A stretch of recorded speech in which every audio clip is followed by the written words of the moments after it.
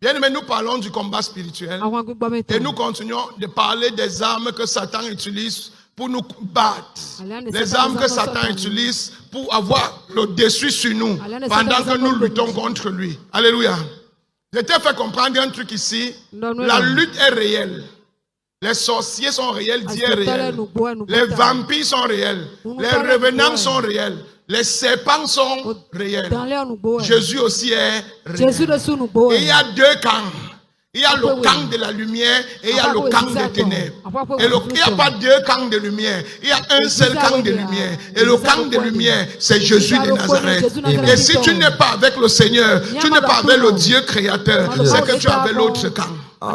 Il n'y a pas de demi-mesure. Si tu n'es pas avec Dieu créateur, c'est que tu es avec l'autre camp. Si tu n'es pas avec la lumière, tu es avec les ténèbres. Acclame Jésus bien-aimé. Il n'y a pas quelque chose comme, même si je fais gris-gris, je pars quand même à la messe. Ça n'existe pas.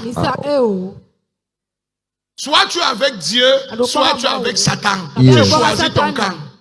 Dis Amen. Amen. Et la bagarre commence. Parce que dès que tu choisis ton camp, la bagarre commence. Si tu choisis Dieu, Satan te dit laï laï. Si tu choisis Satan, Dieu dit que je vais le récupérer. La bagarre commence. Enseigne-nous, Daddy. Alléluia. Amen. Et j'ai dit ceci, Satan a ses armes avec lesquelles il combat. Et Dieu également a ses armes avec lesquelles il combat.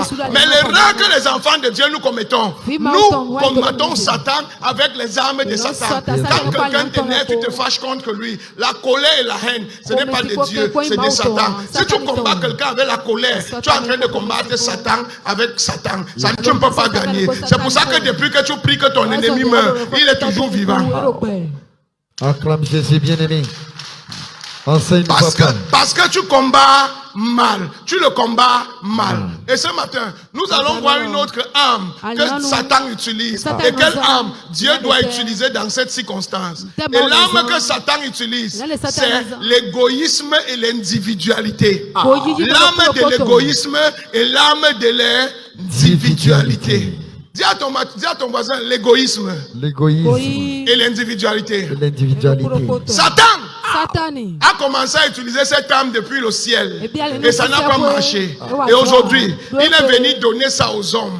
Et il utilise ça aussi pour convaincre les hommes de faire la même erreur que lui. La Bible dit, Satan était l'ange le plus proche de Dieu. La première personne à habiter au jardin d'Éden, ce n'est pas Adam. La première personne à habiter au jardin d'Éden, c'est Satan. Acclame Jésus pour l'enseignant bien-aimé. Prêche, papa.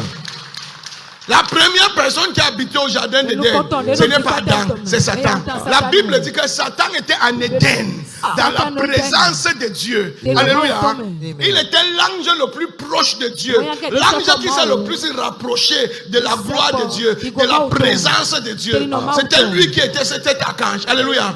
Il était l'ange de la musique, l'ange qui faisait descendre la présence, l'ange qui faisait apparaître la présence. Satan était habitué à la présence de Dieu. Vous me comprenez bien? Et un jour, la présence de Dieu l'a tellement glorifié, l'a tellement rendu grand, qu'il a dit un jour, moi, je vais prendre la place de Dieu, je serai comme Dieu, et je vais élever mon trône au-dessus du trône de Dieu, et on va m'adorer comme Dieu. Et Satan a monté un plan pour renverser Dieu, mais Dieu a les kata sur kata sur kata sur kata. Acclame Jésus bien-aimé. Prêche, papa.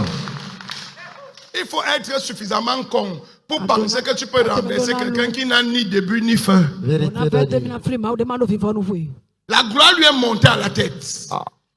Et l'égoïsme est entré dans son cœur. Il a dit, je vais bâtir mon trône, mon royaume, et on va m'adorer moi. L'égoïsme, c'est quoi? L'égoïsme est toute personne qui centre tout de suite sa personne. Tout ce que tu fais, c'est pour ta personne. Tu ne penses jamais à d'autres personnes. Peu importe la circonstance, peu importe la situation, la seule personne dans toutes tes transactions à qui tu penses, c'est toi. Tu ne penses jamais à tes frères, Tu ne penses jamais à tes collègues au service. Tu ne penses jamais à tes amis. Tu ne penses jamais à d'autres personnes. Si tu fais les affaires, c'est pour toi. Si tu es dans une transaction, c'est pour toi. Si tu pries, c'est pour toi. Si tu vas même à l'église, c'est pour toi. Si tu viens même travailler, c'est pour toi. Tu ne penses à personne d'autre. C'est ça qui est le nœud de l'égoïsme. Et c'est cette âme que Satan utilise aujourd'hui. Tout le monde, même à l'église. Rares sont les chrétiens qui ne prient pas comme ça. Mes enfants, mon travail, mon argent, ma carrière, ma santé, tout c'est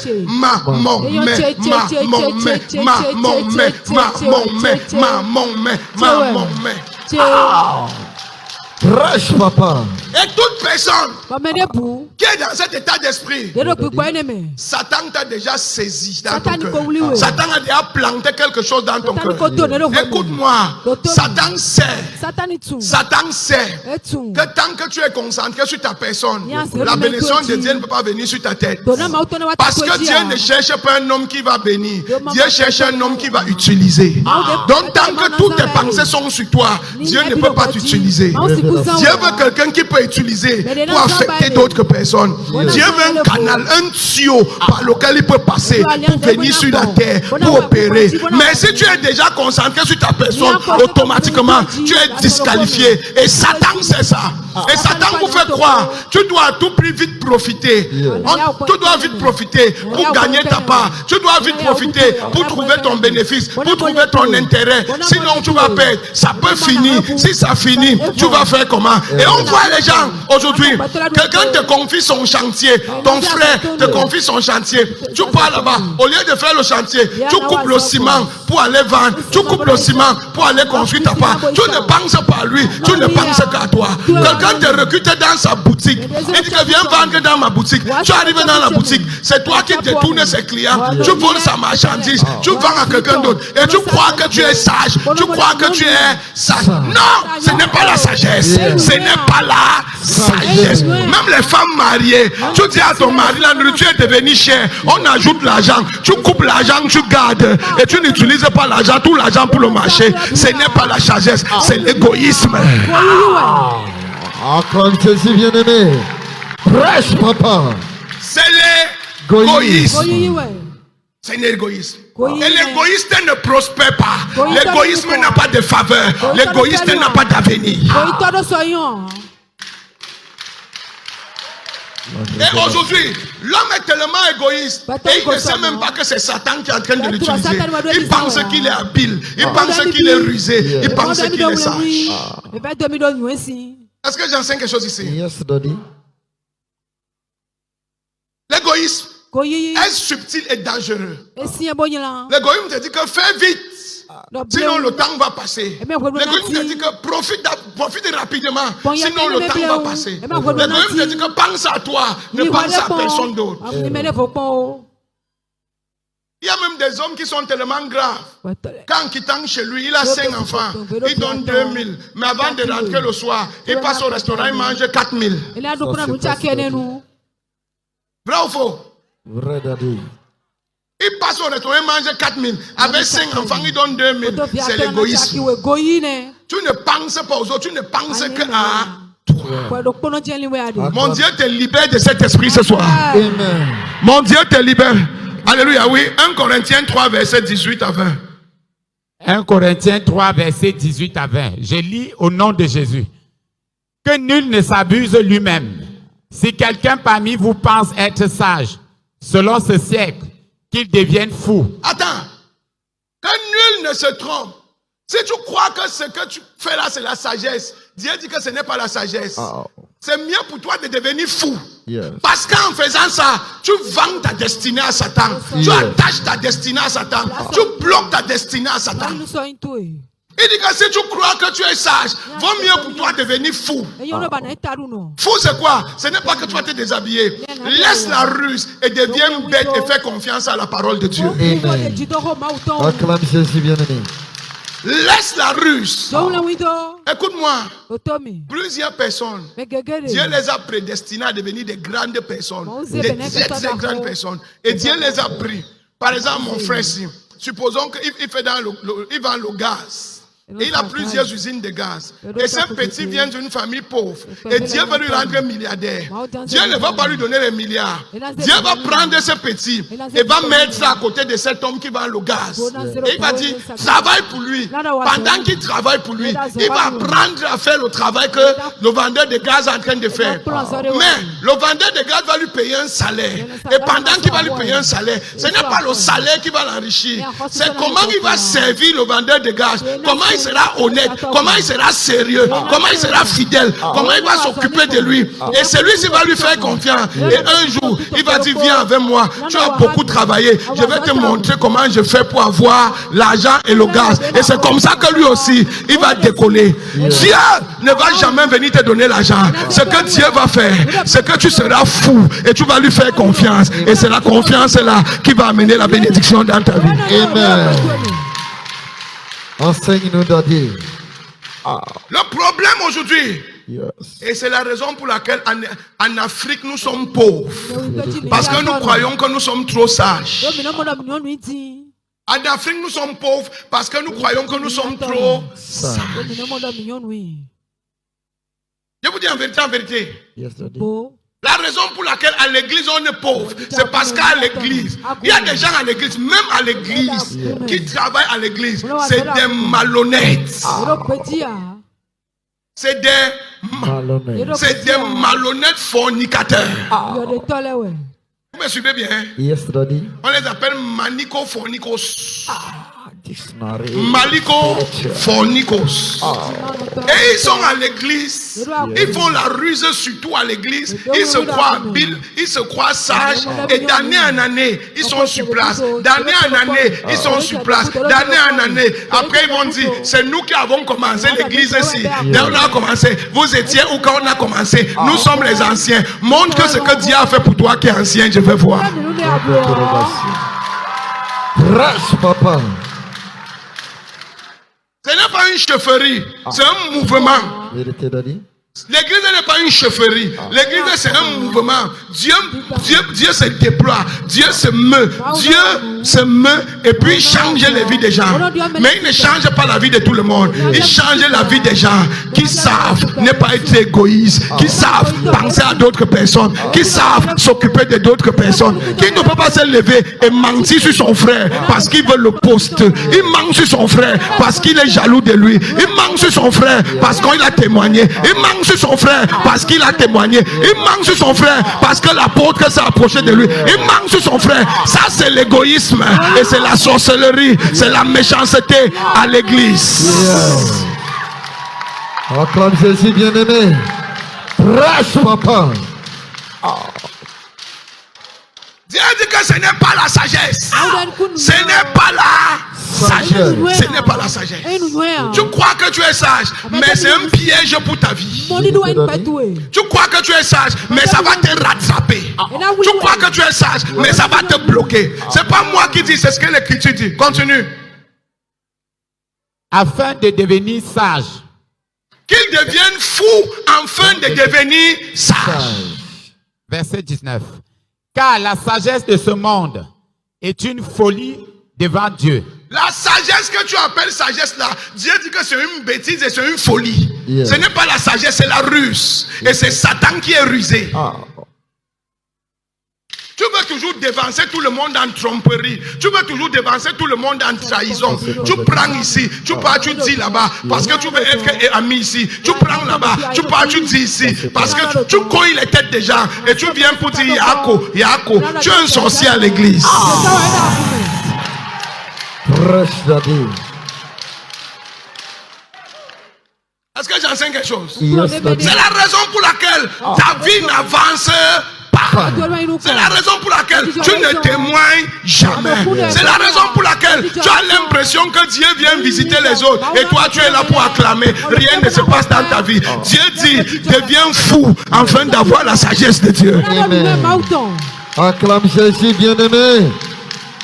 Prêche, papa. Il y a d'autres personnes. Si on est que venez travailler à l'église, ils te demandent, quand je travaille à l'église là, qu'est-ce que je gagne? Il est trop sage pour que Dieu l'utilise. Qu'est-ce que je gagne? Tu es trop sage pour Dieu. Dieu a besoin de quelqu'un qui a la foi. Et la foi, parfois, c'est la bêtise. La foi, parfois, c'est la bêtise. Tu crois et les gens ne comprennent pas pourquoi tu crois. Tu fais des choses, les gens ne comprennent pas. On dit que tu es bête, tu n'es pas bête. La fin d'une chose vaut mieux que son commencement. Acclame Jésus bien-aimé. Révélation, prédication. Tu manges maintenant, c'est vrai. Tu profites maintenant, c'est vrai. Mais rendez-vous dans quelques années. La bataille n'est pas pour celui qui est habile, n'est pas pour celui qui est équipé, n'est pas pour celui qui est intelligent. Mais c'est la grâce de Dieu qui distingue et positionne les gens. Prêche, papa. Alléluia. Amen. En vérité, je vous le dis, le problème de la prospérité et de la bénédiction de l'église, c'est l'égoïsme. Dieu se demande s'il te bénit, à quoi est-ce que la bénédiction là va servir? S'il te bénit, tu vas acheter Prado, tu vas construire maison à Paracou, maison en France, maison à... Ça sert à quoi? Tu peux dormir dans 2 maisons. Tu peux même dormir dans 2 chambres en même temps. Tu peux dormir sur 2 lits. Il y a les gens dans ta famille qui meurent, ce n'est pas ton problème. Il y a les gens à l'église qui meurent, ce n'est pas ton problème. Il y a les gens dans ton quartier qui meurent, ce n'est pas ton problème. Acclame Jésus bien-aimé. Prêche, papa. Alléluia. Verset 20. Car la sagesse de ce monde est une folie devant Dieu. Aussi est-il écrit, il prend les sages dans leur ruse. Il prend les sages dans leur Ruse. Ce que tu fais là, Dieu t'attend au carrefour. Il va te taper un dama au carrefour. Même la respiration va te dépasser. La ruse que tu fais maintenant, tu crois que tu es sage là. Dieu dit, go, carry me to go, carry me to go, carry me to go. Yes. Il y a un carrefour qu'on appelle le carrefour de la dernière minute. Là-bas, si tu n'as pas les godasses, tu vas glisser. Tu vas glisser. Alléluia. Amen. Et c'est ce qui a tué Judas. Daddy. Le gars était là, il était sage. Il volait l'argent de l'église. C'était le trésorier de Jésus. Yes. J'ai toujours dit que tous ceux qui comptent l'argent de l'église doivent faire très attention. Que l'esprit qui a pris Judas ne les prenne pas. Judas était un homme bon, gentil, sérieux, éduqué, organisé. C'est pour ça que Jésus l'a choisi pour sa trésorerie. Révélation. Mais quand il est arrivé à la trésorerie, il s'est laissé distraire. Il a cru qu'il était sage. Le gars a commencé à piocher. Jusqu'à un moment, si on honore même son père spirituel, il se fâche. Pour lui donner la limousine, pourquoi? Ça sert à quoi? Est-ce que c'est l'évangile? Jésus a dit, mon petit, calme-toi. La limousine que tu vois là, c'est pour honorer mon père. Ce n'est pas pour... Acclame Jésus bien-aimé. Prêche, Daddy. Vous suivez? Yes, Daddy. Quand l'esprit de Judas entre déjà sur toi, quand on honore ton père, ça te fait mal. Vérité, Daddy. Ça te fait Mal. Tu es toujours en train d'utiliser ta sagesse pour réfléchir, dire pourquoi, comment. Non! Dieu dit que la sagesse est dans la foi et la foi c'est la bêtise parfois. Hello? Aye. Hello? Aye. Et dit, si tu continues la ruse, un temps arrive où le feu de la ruse là sera fort. Et toi-même, tu vas aller vaincre le maître et tu vas te suicider après. Pendant que les autres vont devenir les grands apôtres. Acclame Jésus bien-aimé. Prêche, papa. J'enseigne quelque chose ici. Yes, Daddy. Fais confiance à la parole de Dieu. Même si c'est comme si tu as perdu, on ne perd pas avec Dieu quand on lui fait confiance. Même si c'est comme si tu es faible, comme si on a l'autorité, on te commande, on n'est jamais faible si on a fait confiance à la parole de Dieu. Même si tu sers quelqu'un et la personne te déçoit, tu n'as pas perdu. Si tu l'as servi en faisant confiance à Dieu, mon Dieu s'appelle fidèle. Prêche, Daddy. Mon Dieu s'appelle comment? Fidèle. Fidèle. Il ne manque pas, il ne choue pas, il ne varie pas. La Bible dit qu'il y a point d'ombre de variation en lui. Il est le même hier, aujourd'hui et éternellement. Ce qu'il a fait pour Isaac, pour Abraham, pour Jacob, pour papa Enenche, pour papa Ototo, il va aussi faire ça pour toi. Acclame Jésus bien-aimé. Prêche, papa. Verset 20. Verset 20. Et encore, le Seigneur connaît les pensées des sages. Le Seigneur connaît vos mauvaises pensées. Le Seigneur connaît vos ruses. Tout ce que tu fais là, Dieu te regarde. Il connaît ton cœur. Ça ne sert à rien de venir rabagada, lagaga, rororo. Dieu connaît ce qu'il y a dans ton cœur. Dieu connaît ce qu'il y a dans ton cœur. Il connaît. Amen. Et Dieu examine le cœur. Il éprouve le cœur avant de bénir. Sois sincère. Si tu comptes sur Dieu pour te bénir. Sois simple. Si tu comptes sur Dieu pour te bénir. Sois un homme qui aime les gens et qui s'occupe des gens. Si tu comptes sur Dieu pour te bénir. Acclame Jésus bien-aimé pour la parole de ce soir. Verset suivant. Il sait qu'elles sont vaines. Il fait quoi? Il sait qu'elles sont vaines. Il sait que les pensées là ne vont aboutir à rien. Toutes tes ruses et tes agents volés, tes mensonges et tes confusions, la fin tu n'auras rien. Ça ne va servir à rien. Prêche, Daddy. C'est bon? Yes, Daddy. Matthieu 12, verset 31. Marc 12, verset 31. Je lis au nom de Jésus. Oui. Voici le second. Tu aimeras ton prochain comme toi-même. Voici le second et le plus grand des commandements. Après, tu aimeras l'éternel ton Dieu. Dieu te dit, si je t'ai donné une loi qui dépasse toutes les autres lois, si je t'ai donné un ordre qui dépasse tous les autres ordres, c'est que tu dois aimer Dieu. Mais tu ne peux pas aimer Dieu que tu ne vois pas. La personne que tu aimes qui est Dieu, c'est ton prochain qui est à côté de toi. C'est ton frère qui est à côté de toi. Si tu aimes ton frère, tu aimes Dieu.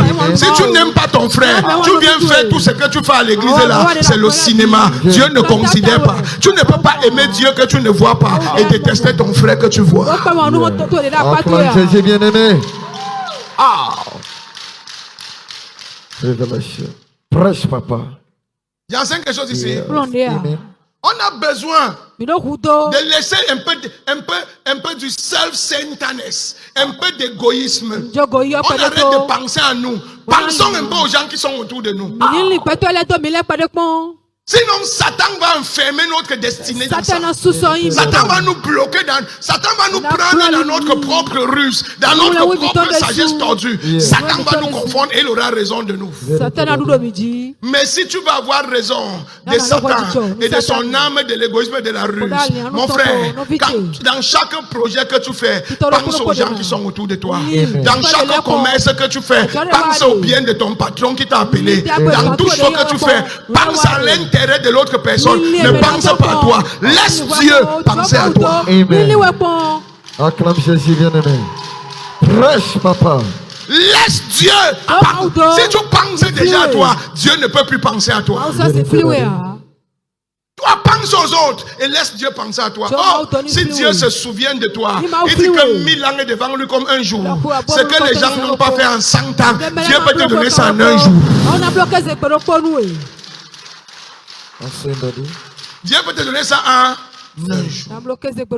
Si seulement ton cœur peut quitter un peu, tu commences à penser, mes frères, mes soeurs, les enfants qui sont au quartier qui ne fréquentent pas, l'église fait comment? Les enfants de l'église, papa autour fait comment? Tu commences à penser à d'autres personnes. Les croisades, il fait comment? Tu commences à penser, tu commences à sortir de ton petit cadre personnel, de ton confort, et tu commences à élargir ton champ de foi et ton champ de vision. Tu vas appeler Dieu dans ta vie.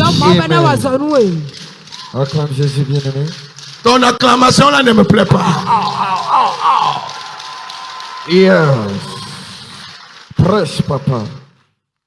Il n'y a pas d'autre commandement plus grand que cela. Il n'y a pas un autre commandement plus grand que ça. Il n'y a pas un autre commandement plus grand que ça. Aimer les gens qui sont autour de toi. Aujourd'hui, tout le monde est dans son téléphone. On ne se parle pas, mais on se parle au téléphone. Ça, c'est quelle vie, ça? C'est quelle sorcellerie, ça? Ça, c'est quel vaudou, ça? Tu avec ton frère, vous ne parlez pas. Vous êtes dans la même chambre. Vous vous envoyez les messages. Azéné. Sorcellerie. Prêche, papa. Alléluia. Amen. Il dit qu'il n'y a pas de plus grand commandement que d'aimer celui qui est à côté de toi. dois les aimer. On n'a pas dit, parce qu'il y a des gens aujourd'hui, si Dieu l'envoie les gens travailler avec lui, les gens là deviennent ses esclaves. Il les maltraite, il les gronde, il les chosifie, donc il les diminue. Les gens là, il les abrutisse. Les enfants ne peuvent même plus réfléchir. Quand les enfants te voient, ils sursautent, ils tremblent, ils ont peur, ils sont traumatisés à cause de toi. Non, non, non, non, non, non, non. Tu ne peux pas être béni si tu fais ce genre de choses. Enseigne-nous, papa. Acclame Jésus bien-aimé. Tu ne peux pas être béni si tu fais ce genre. Tu vas tourner avec ta petite boutique là, avec l'enfant là toute ta vie. Si Dieu te donne un enfant, c'est ton enfant que Dieu t'a donné, comme ton enfant que tu as accouché. Même s'il travaille, occupe-toi de lui comme ton enfant. Il y a des personnes qui gardent l'enfant, ça 23 heures, qui donnent une petite nourriture, le reste de la marmite à l'enfant. Ça, c'est la sorcellerie. Prêche, papa. Jusqu'à ce que tu commences à aimer l'enfant là, tu n'es pas prêt à attirer la faveur de Dieu. Tu n'es pas prêt à attirer la faveur de Dieu. Il dit que tout ce que vous faites à ces petits-enfants, c'est à moi que vous faites. Si tu fais du bien, c'est à moi que tu fais. Si tu fais du mal à l'enfant là, c'est à moi que tu fais ce mal.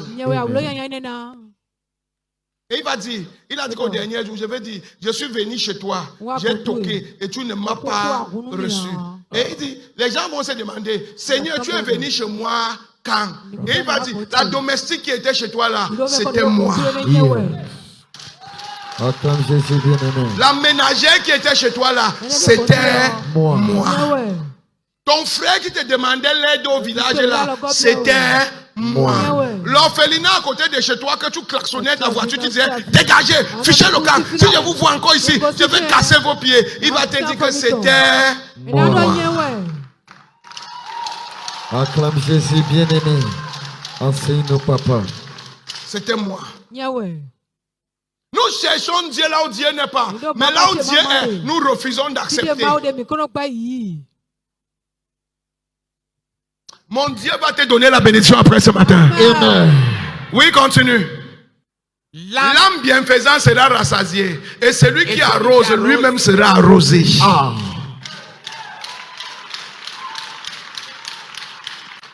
L'âme de celui qui fait du bien, son âme sera rassasiée. On parle de bénédiction. Tu seras satisfait quand tu es un homme qui t'occupe des autres hommes. Amen. Acclame Jésus. Prêche, papa.